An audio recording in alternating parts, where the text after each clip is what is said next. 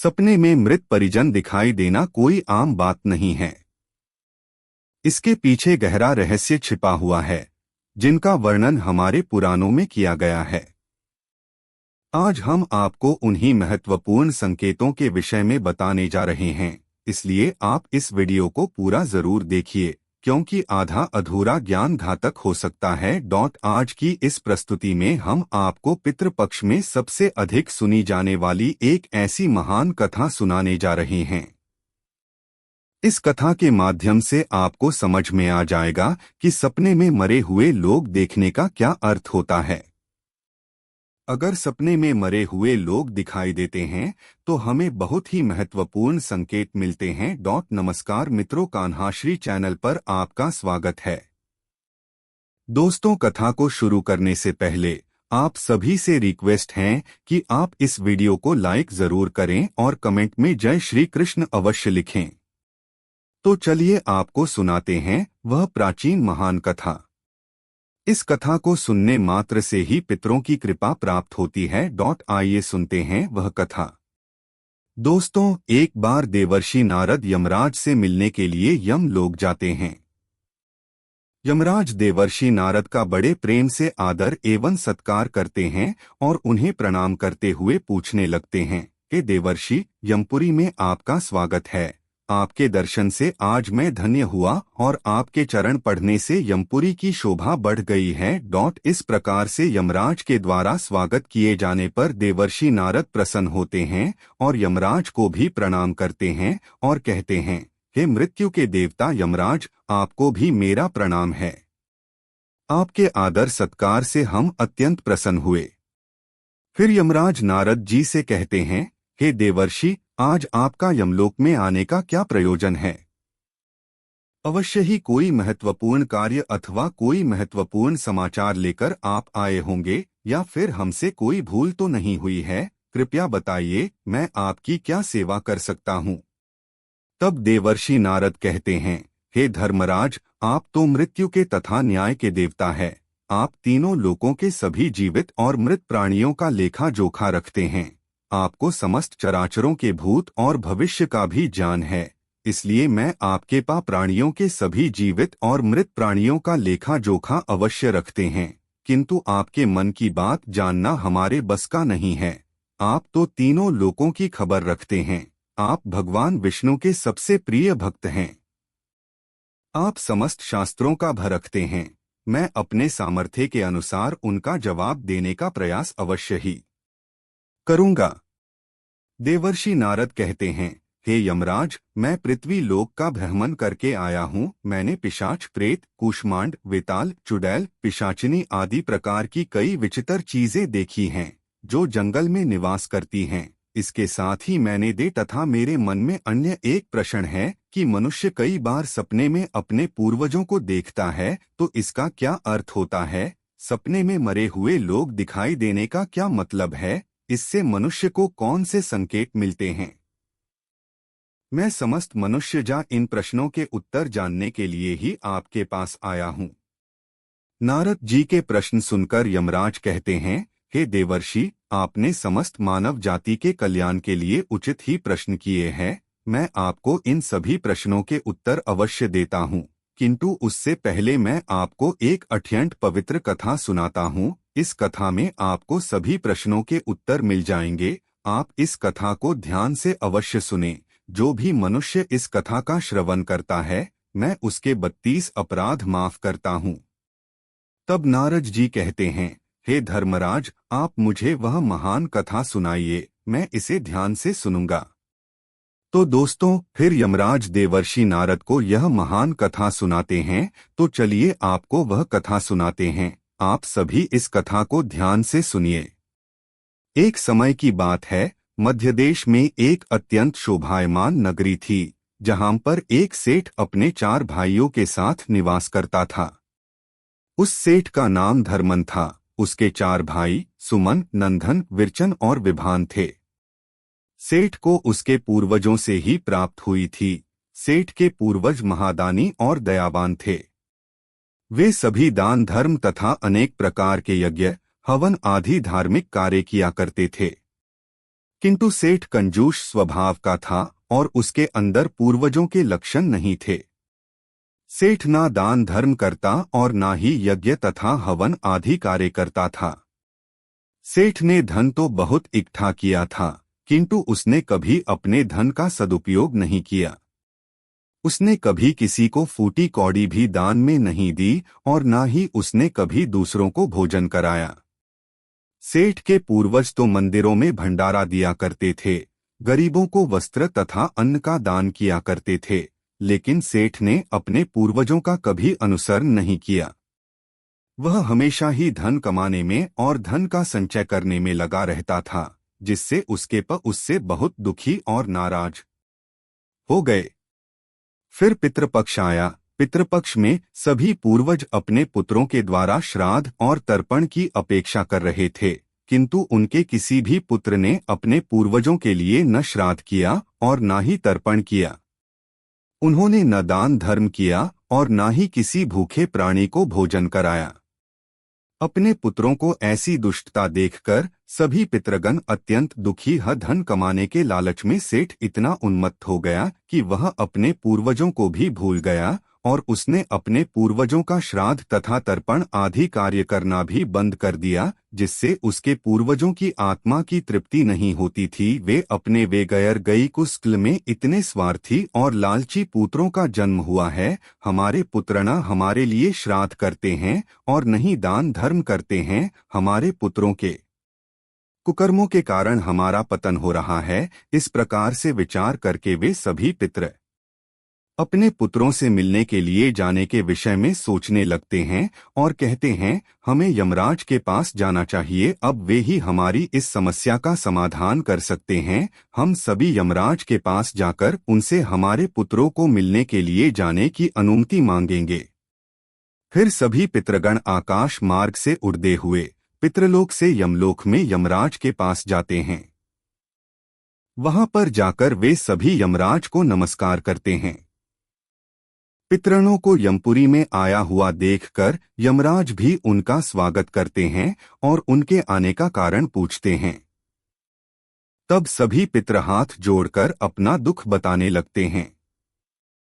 वे सभी पितृ यमराज से कहते हैं। तब यमराज ने उन्हें आज्ञा देते हुए कहा, है महात्माओं, तुम अपने पुत्र को मिलने के लिए तो नहीं जा सकते, किंतु तुम अपने पुत्र को स्वप्न के माध्यम से संकेत अवश्य दे सकते हो। इसलिए आप सभी अपने पुत्रों को उनके सपने में जाकर संकेत देकर उन्हें अपना दुख समझा सकते हैं। फिर वे सभी पितृ इस बात पर सहमत हो जाते हैं और एक एक करके अपने सभी पुत्रों के सपनों में जाकर उन्हें दर्शन देते हैं। सबसे पहले वे अपने बड़े पुत्र के अर्थात उस सेठ धर्मन के सपने में उसे दर्शन देते हैं और उसे संकेत देते हैं, किंतु उनका बड़ा पुत्र उनके संकेतों को समझ नहीं पाता है। दूसरे दिन जागने पर वह उस सपने को भूल जाता है और अपने पितरों के द्वारा दिए गए संकेतों को भी नजरअंदाज कर देता है। इससे वे सभी पितृगण फिर से निराश हो जाते हैं और फिर सभी पितृगण अन्य पुत्रों के सपनों में जाकर भी उन्हें दर्शन देने लगते हैं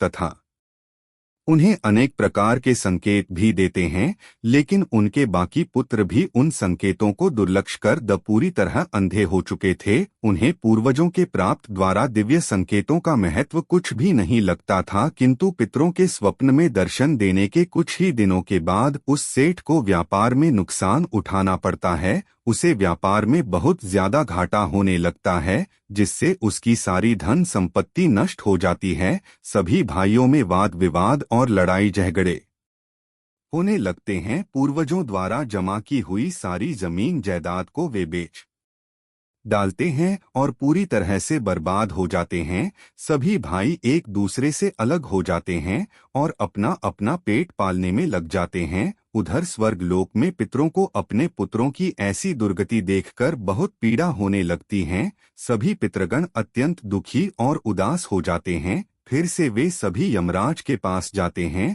और कहने लगते हैं, हे धर्मराज, हमसे हमारे पुत्रों की ऐसी दुर्गति नहीं देखी जाती है। हमारे द्वारा किए गए सभी पुण्य कर्मों को हमारे पुत्रों ने नष्ट कर डाला है। कृपया आप कुछ ऐसा उपाय करें जिससे हमारे पुत्रों को उनकी भूल का पता चल जाए। फिर यमराज उन पितरों से कहते हैं, हे महात्माओं, तुम्हारी इस व्यथा को मैं समझता हूँ, मैं तुम्हारी अवश्य ही सहायता करूँगा। मैं स्वयं तुम्हारे पुत्रों के पास जाकर उन्हें उनकी भूल के बारे में बताता हूँ। फिर दोस्तों, यमराज अपने भैंसे पर सवार होकर पृथ्वी लोक पर आते हैं और उस सेठ के घर की तरफ जाने लगते हैं। जब यमराज सेठ के घर के समीप पहुँच जाते हैं, तभी वे एक साधु का रूप धारण कर लेते हैं। सबसे पहले वे उस सेठ के घर पर जाते हैं तो वह सेठ अत्यंत बीमार पड़ा हुआ होता है। द्वार पर जाकर यमराज कहने लगते हैं, भिक्षाम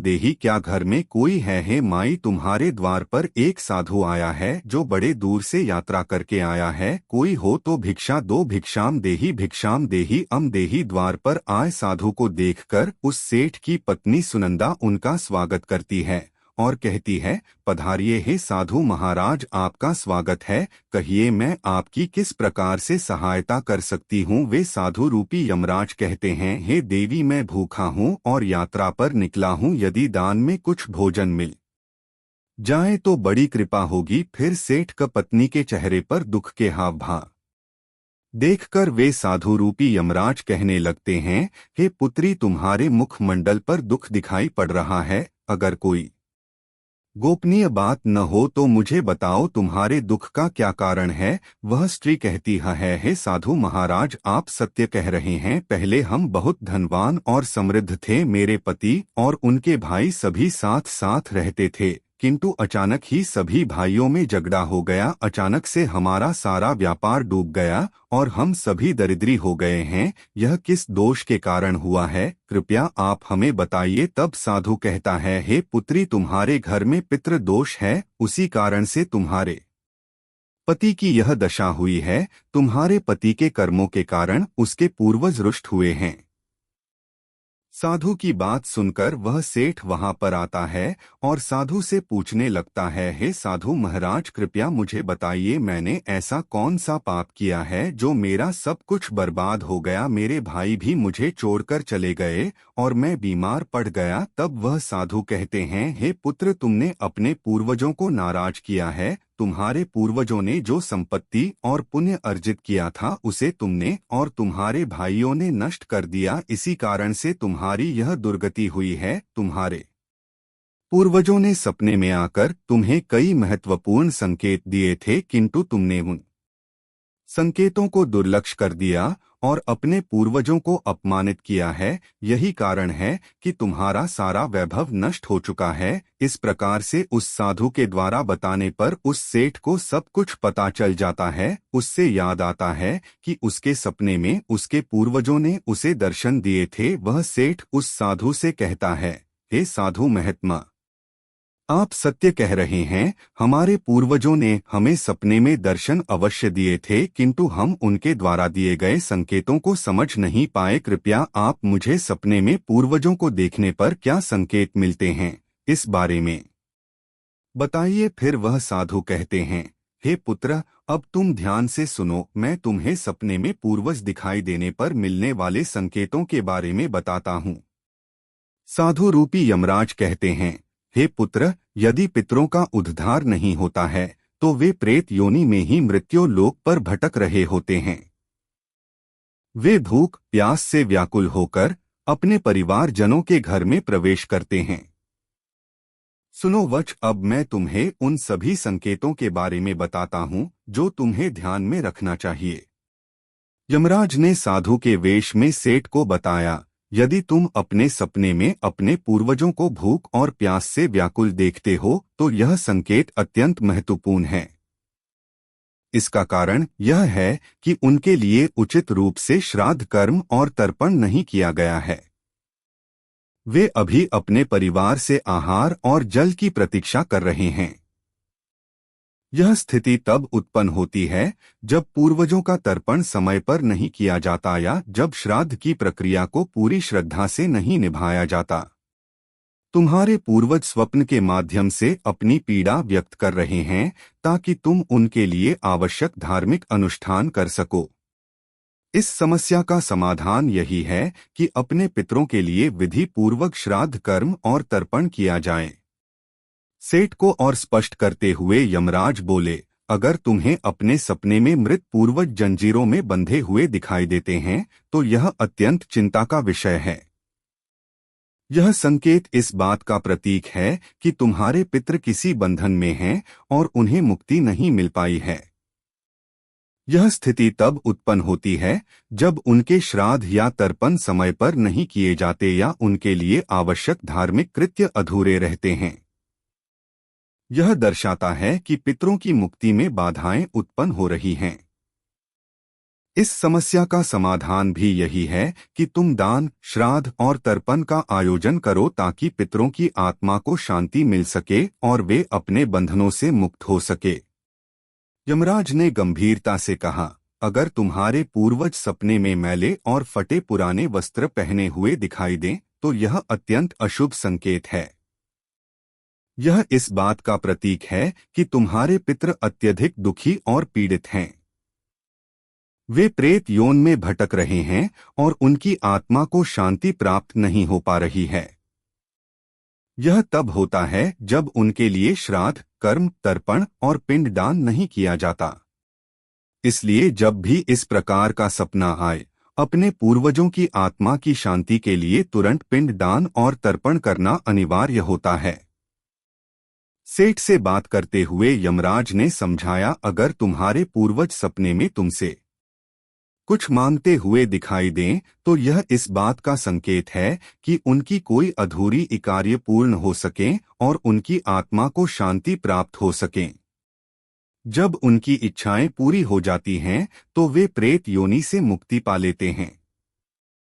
यमराज ने सेठ की ओर देखते हुए कहा, यदि सपने में तुम्हारे पूर्वज तुम्हारे सिर पर कि तुम्हारे पूर्वज तुम्हारे से प्रसन्न रहे और तुम्हारी रक्षा कर रहें, यह संकेत तुम्हारे पितरों की प्रसन्नता प्रतीक है जो उनकी अशीरा लगी आत्मा को जाएं। यमराज ने समझाया, अगर तुम्हारे पूर्वज सपने में तुम्हारी ओर हाथ बढ़ाते हुए दिखाई दें तो यह अत्यंत शुभ संकेत है। इसका अर्थ यह है कि तुम्हारे पितृ तुम्हारे प्रयासों से संतुष्ट हैं और तुम्हें जीवन में सफलता मिलेगी। ऐसे सपने दिखना यह दर्शाता है कि तुम्हारे पितृ तुम्हारे साथ हैं और वे तुम्हारी उन्नति और सफलता के लिए आशीर्वाद दे रहे हैं। इस प्रकार के सपने आने पर तुम्हें यह सुनिश्चित करना चाहिए कि तुम सही मार्ग पर चल रहे हो।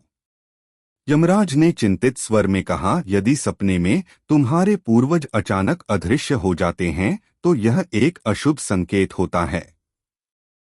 इसका अर्थ है कि तुम्हारे जीवन में कोई संकट आने वाला है और तुम्हें सावधान हो जाना चाहिए। यह सपने इस बात का सूचक है कि निकट भविष्य में कोई बड़ी कठिनाई तुम्हारे सामने आ सकती है। ऐसे सपनों से यह सीख मिलती है कि हमें मानसिक और आध्यात्मिक रूप से किसी भी आने वाले कष्ट के लिए तैयार रहना चाहिए। सेठ को और अधिक गंभीर होते हुए यमराज बोले, अगर सपने में तुम्हारे पूर्वज क्रोधित अवस्था में दिखाई दें तो यह इस बात का संकेत है कि वे तुमसे नाराज हैं।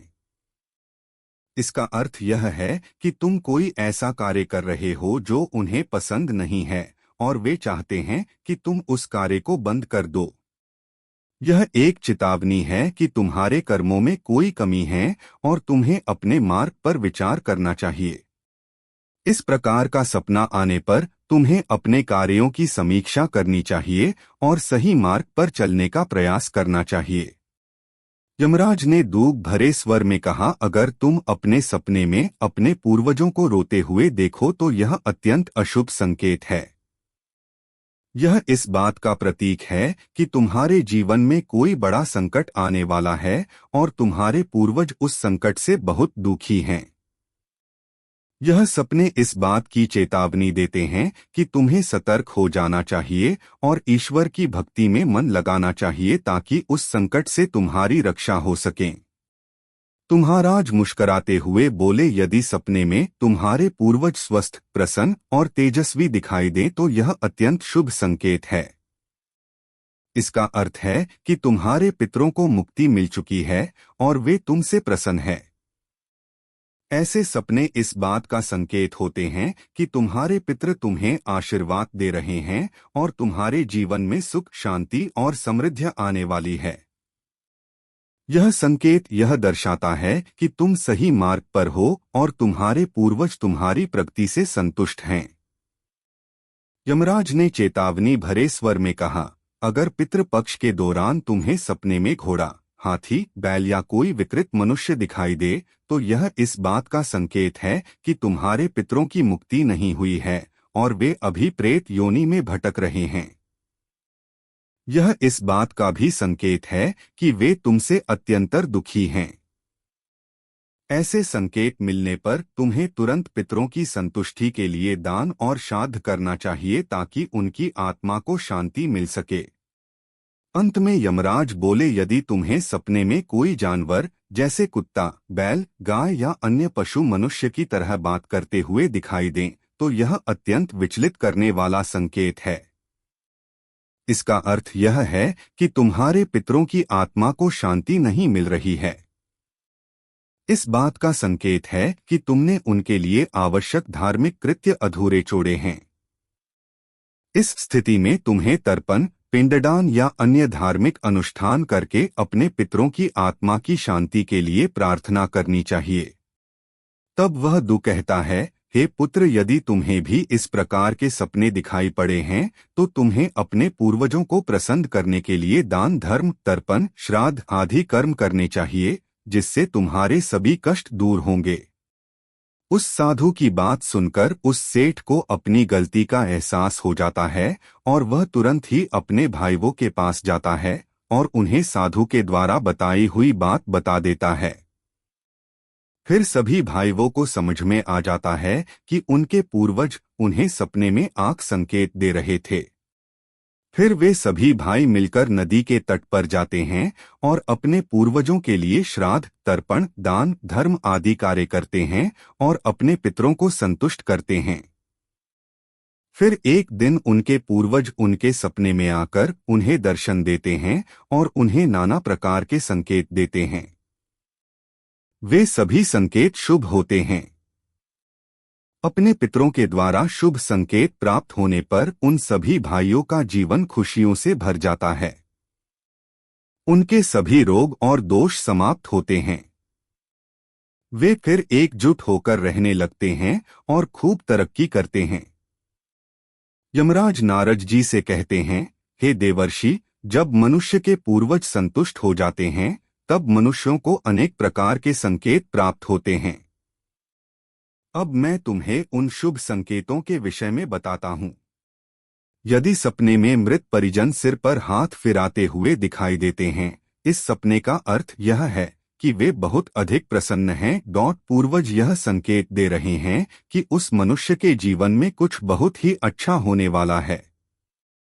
यदि पूर्वज मनुष्य की और हाथ बढ़ाते हुए दिखाई देते हैं, तो पूर्वज यह संकेत दे रहे हैं कि मनुष्य जो भी काम कर रहे हैं उससे वे संतुष्ट हैं और उसे उस कार्य में अवश्य ही सफलता प्राप्त होगी। यदि सपने में पूर्वज स्वस्थ दिखाई देते हैं, उनके मुखमंडल पर तेज दिखाई देता है और उनके वस्त्र चमकीले और सफेद रंग के होते हैं, तो उन पितरों को मुक्ति मिल चुकी है, ऐसा समझना चाहिए। अगर सपने में पूर्वज दूर आकाश में बादलों पर बैठे हुए दिखाई देते हैं, तो यह शुभ संकेत है। मनुष्य के पूर्वज अत्यंत प्रसन्न है और उसे आशीर्वाद दे रहे हैं।